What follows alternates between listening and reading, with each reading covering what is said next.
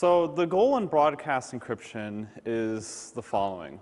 We have a setup where we have some broadcaster, say DirecTV, and a bunch of users, say customers of DirecTV.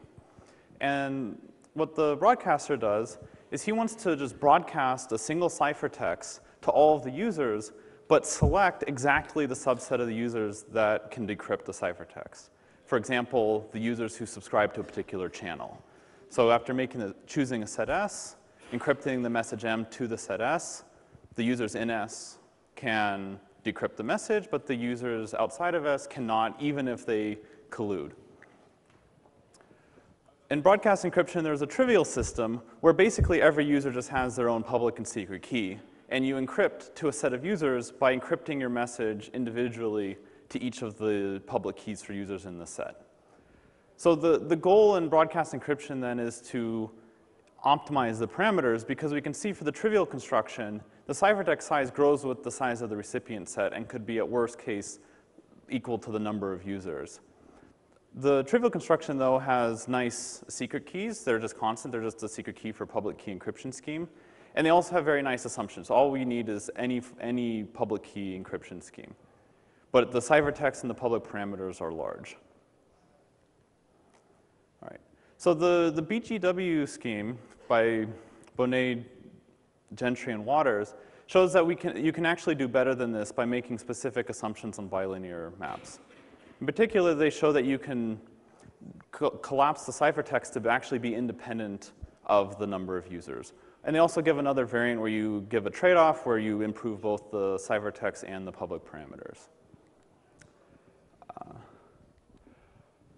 Prior to the BGW scheme, Boneh and Silverberg showed that multilinear maps actually give you a broadcast scheme, but at the time there was no instantiation of multilinear maps.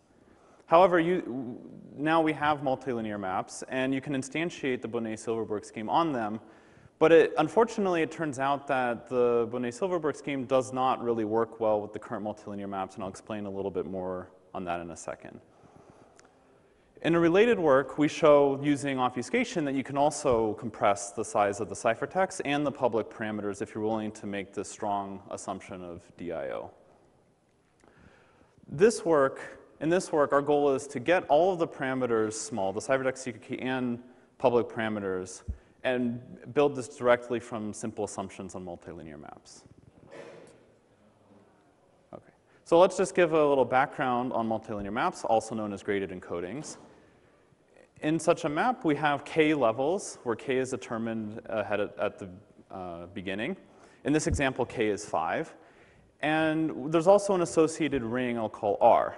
And for any element in the ring, there's an operation that encodes the ring at each of the levels. So I can encode my scalar alpha in the ring at level 1, or at level 3, level 5, wherever I want.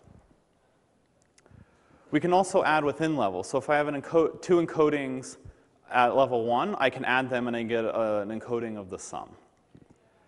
I can similarly do the same thing if I have two encodings at level 3. What I cannot do is add between levels. So if I have an encoding at level 3 and level 2, I can't add those together. The other operation that multilinear maps support is multiplication. So I can multiply two encodings. And what happens now is that the level actually adds. So if I have two level 1 encodings and I multiply them together, I get a level 2 encoding of the product. Similarly, I can multiply a level 2 encoding and a level 3 encoding and get a level 5 encoding of the product. The restriction is, and we can view scalars as sort of level 0 encodings and multiply them with any encodings we want sort of for free. So I can multiply a scalar by a level 3 encoding and get a level 3 encoding. The thing I cannot do is add beyond the levels of multilinearity. So in this example, my multilinearity is 5, but the outcome of multiplying two level 3 encodings would be 6. So I can't do that. 6 is too big. So our goal is to take these multilinear maps and simple computational assumptions on them and build broadcast encryption. However, there's a big difficulty in using current multilinear map candidates with broadcast encryption. So in the Binet Silverberg solution, the ciphertext overhead was fantastic. 0, it was totally empty. If you wanted a public key variant of their scheme, you could maybe have a single group element. Secret keys for their scheme are also a single group element, and the broadcast key is just a map description and some scalars. So this seems really good. Everything I've described looks constant. But it turns out that, crucially, their scheme relies on a multilinearity that's equal to the number of users in the system. And this is what ends up being a problem. And that is because in current candidates, the size of descriptions of group elements and the description of the actual map itself are both at least linear in the multilinearity. And this means if you want to instantiate the Binet Silverberg scheme on the current constructions of multilinear maps, you're going to have secret keys and public parameters that are proportional to the number of users, or even worse. And if you want a public key variant, the public key is the ciphertexts are actually going to be also linear in the number of users, and this is even worse than the trivial construction. So the takeaway is that to use multilinear maps for broadcast encryption, we really need the multilinearity that we're going to use to be much, much smaller than the number of users. Okay, so now I want to try to describe our solution. As a starting point, I'm actually going to describe the BGW scheme, which is an instantiate or a construction using multilinear maps with multilinearity 2. The user set is going to be integers 1 through g minus 1 for some integer g. And what the setup's going to do is choose 2 random scalars from the ring and produce level 1 encodings of one of the scalars, alpha, raised to the various powers up to g minus 1. Then it's going to skip alpha to the g, and then continue on with alpha to the g plus 1, all the way up to alpha to the 2g minus 2. It's also going to include a level 1 encoding of beta. Secret keys are going to be level 1 encodings of beta alpha to the I. And before describing the encryption and decryption procedure, I want to define 2 quantities. One is US for a subset S of the user set, and it's just a sum of various powers of alpha, depending on the set S. And there's also this quantity USI, which is a related sum. And what the nice property that these satisfy is this relation. It's not super important what this relation is, but it's going to be crucial for decryption. Also important is that these US and USI quantities can be computed from the public parameters. Okay, so to encrypt, basically we choose a random element T from the ring, and part of the ciphertext is going to be an encoding at level 1 of T. We're also going to compute an encoding of T times beta plus US, and we can do that using our scalar T, the beta from the public parameters, and the US, which we can compute from the public parameters. So what I'm describing is actually a key encapsulation mechanism. So the ciphertext 2 components are the header that you send along, and then you actually encrypt the message by XORing it with the message encryption key, this kenc, and that's a level 2 encoding of T times alpha to the G. And we can show, or you can show that given the ciphertext components and a secret key for a user inside the set, you can actually decrypt and arrive at the message encryption key, and then you can XOR with that part of the ciphertext and recover the actual message. So one thing to note here is that in the public parameters, remember we left out alpha to the G in the public parameters. If we did not do that, if we actually included alpha to the G, this scheme's totally broken. There's a trivial attack where you just take the T in the ciphertext, pair it with the alpha to the G, and you recover the message encryption key. So we need to keep that in mind for later. Okay. The problem with the BGW scheme is that the public parameters are large. Remember, we had all these alpha to the 1 all the way through alpha to the G minus 1 plus some more. So the total number of group elements in the BGW scheme is actually linear in the number of users. And our goal is to shrink that. Our idea is to take BGW and sort of put it at higher levels of the multilinear map and use level 1 encodings, very few level 1 encodings to generate the parameters for BGW on the fly. So let's say we want to throw BGW at level 4 of a 8 linear map. So the public parameters of this scheme would then be all these powers of alpha encoded at level 4. But we can't hand these out, so instead what we want to do is have relatively few public parameter components published at level 1 that you can pair together in a way so that you can create all the public parameter components. Okay. The question is, what should these level 1 encodings be? So to describe our construction, I'm actually going to describe our construction extremely abstractly for now, and then I'll show how to instantiate it. So we're going to have some user identity space, ID, and ciphertext and secret key components are going to actually, rather than being level 1 encodings, they're going to be a mix of level M and level H encodings for some integers M and H, and the total number of levels in our map is going to be M plus H. The public parameters are going to be level 1's encodings of various alpha to the j, as well as level M encoding of beta. So in pictures, we have the following. So our public parameters are these alpha to the j's for various j's in some set, and an encoding of beta at level M. Our ciphertext, the T part of the ciphertext is now going to be encoded at level H, and the T beta plus US is going to be encoded at level M. Secret keys are going to be encoded at level M. In order to have the scheme actually work out, we need to be able to compute US at level M. We need to, and for decryption, we need to be able to compute USIs at level M and alpha to the i's at level H. And just like in the original BGW scheme, if it's possible to compute alpha to the G at the wrong level, the scheme's totally broken, and in this case, the wrong level is M. So we want that alpha to the G cannot be computed at level M. And so all these requirements, the ability to compute these US's, the fact that you can't produce alpha to the G at level M, they correspond to some simple requirements on the user set ID and the set T of encodings that we're giving out. So to describe the requirements, I first need a little notation. So for an integer S and a set T, let's define the S span of T to be the set of possible sums where you take up to S elements of T, possibly repeating, and add them together. So what we need is that for every integer j in the identity space, j is actually in the H span of T.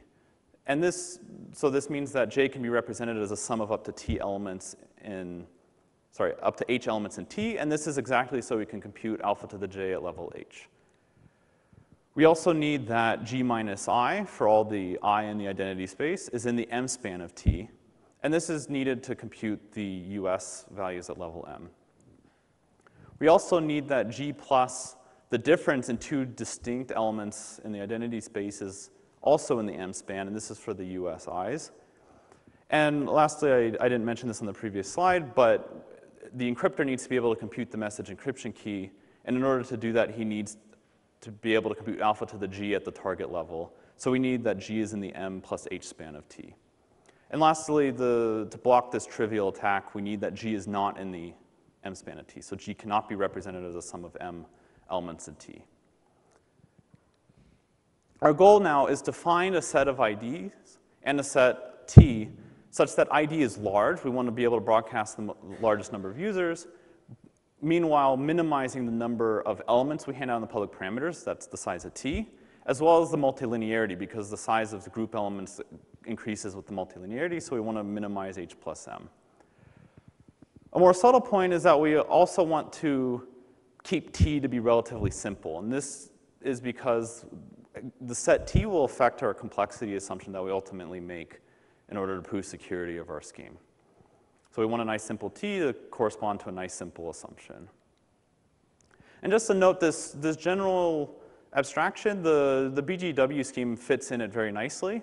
Basically, M and H are 1.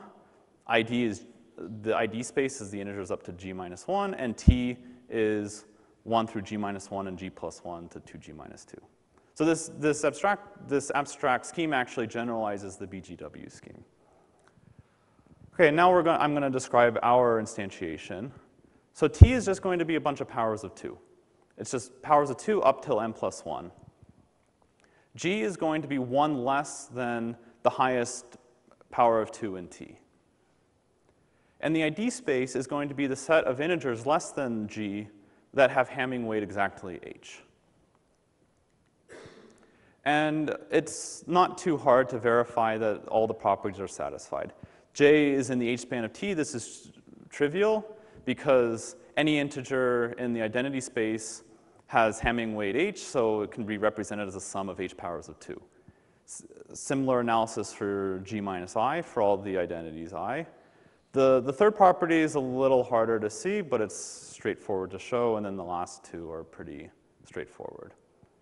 And that's basically our scheme. So we're instantiating the abstract scheme with this set T in identity space. Okay, and the assumption that we ultimately get is the following.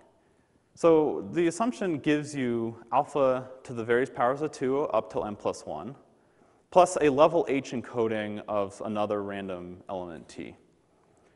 And then the goal of the adversary is to distinguish the following two encodings.